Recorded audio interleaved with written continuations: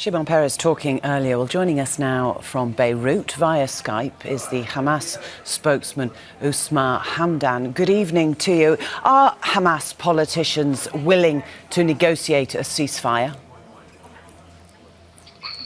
Well, thank you for this question. The question not about Hamas. The question is about Israel. If the Israelis are willing to have a real ceasefire and they are willing to implement that on the ground, and if they are willing to guarantee their words. What had happened 7 days ago, there was a truce and a ceasefire agreement between both Hamas and Israel, and that was broken by the assassination of Ahmed al-Jabari, who was carrying in his pocket the last agreement between Hamas and Israel about a ceasefire. So the question now, whether Israel is ready to respect another ceasefire or not. Till now, there is negotiations in Egypt. Until now, the answer is not clear. The Israelis are saying, we don't want to give any guarantees, but only they are talking about,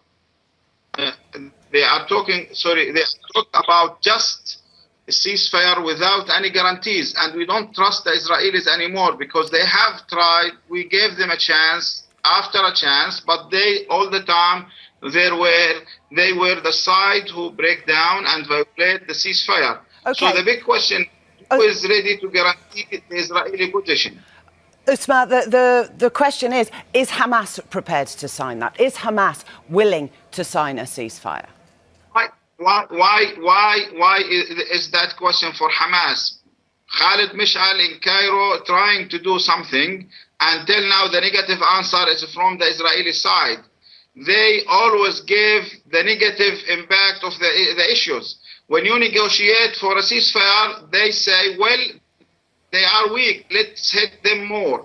And if you said, no, we don't want to have ceasefire, they will say, well, they are still ignoring the ceasefire, let's hit them more. So all the time, the Israeli answer is they have to hit the Palestinians until a total surrender from the Palestinians, which will not happen. I have to be clear. Our leadership is negotiating that now in Egypt, but the Israelis still now are not responding positively towards that. Okay, in Ramallah, President Abbas is saying that there should be peaceful Gaza protests against Israel, clearly separate from the very violent protests that Hamas is showing. Is Hamas prepared to stop firing those weapons and take on peaceful protests? Well, tell me what is happening in West Bank.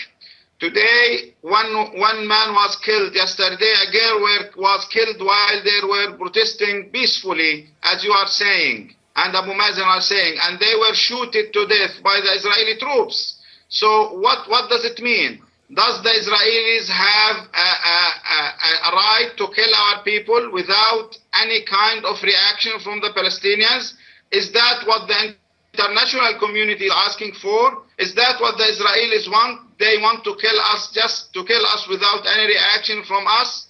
They have to understand they are the occupation, and this is the problem. Israel is still occupying the Palestinian lands after 20 years of peace negotiations. After 19 years of signing Oslo agreement, Israel is still occupying our lands, and they are still the occupation. The big question now is not how the Palestinians are reacting.